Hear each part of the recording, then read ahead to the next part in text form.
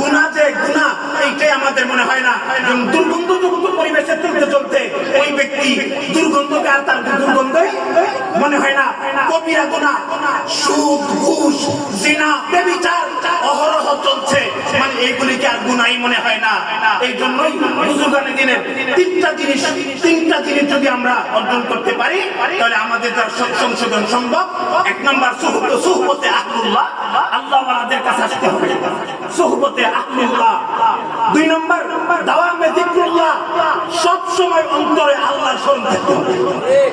এক নম্বরে কি সুহবতে আহলুল্লাহ, আল্লাহ ওয়ালাদের সঙ্গ লাভ করতে হবে, আল্লাহ ওয়ালাদের সঙ্গে সাক্ষাৎ করতে হবে, আল্লাহ ওয়ালাদের কাছে সময় দিতে হবে, তাহলে আমার এই রূপ নিরাময় সম্ভব। তাহলে আল্লাহ ওয়ালাদের সুহবত সঙ্গ।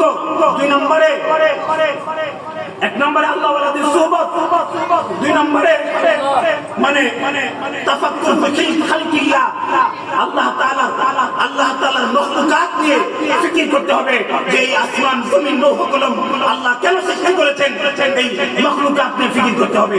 সুহবতে আহলুল্লাহ, আল্লাহ ওয়ালাদের সুহবত।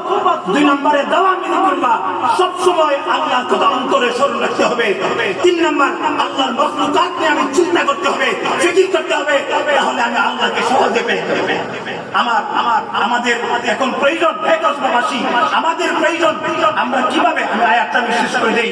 আল্লাহ তাআলা বলছেন শুধু মাল আর আওলাদ এই দুই জিনিসের পিছনে পড়ে তোমরা এই আল্লাহ থেকে তোমরা দূরে সরে গেছো। লা ইয়ানফাউ মালু ওয়ালা বানুন, এই মাল আওলাদ তোমার কোনো কাজে আসবে না। ইল্লা মান আতাল্লাহ বিকালবিন সালিম, যে ব্যক্তি একটা পরিষ্কার অন্তর সাধনার মাধ্যমে আত্মাটাকে পবিত্র বানাইয়া আল্লাহর দরবারে পবিত্র অন্তর নিয়ে হাজির হইতে পারবে।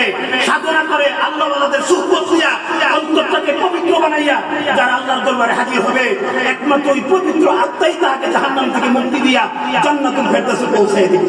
আল্লাহ আমাদের সকলকে বুজুর্গানে দিনের এই দারুল উলুমকে আল্লাহ কবুল করুক, আসাদিস কিরামকে কবুল করুক।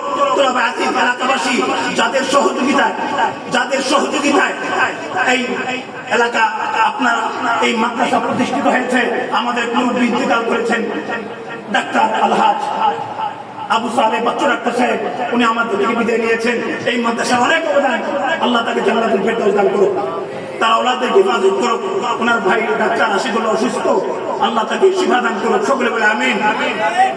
এবং আমাদের নায়েব সাহেব হুজুর আল্লামা হাবিবুর রহমান সাহেব অসুস্থ, ওনার আল্লাহ শিফা দান করুক। আমাদের গোলাম মুস্তাফা স্যার আলহামদুলিল্লাহ অনেক অবদান রাখে, আল্লাহ স্যারের বংশধরকে মাফ করুক, স্যার হায়াতের মধ্যে আল্লাহ পাক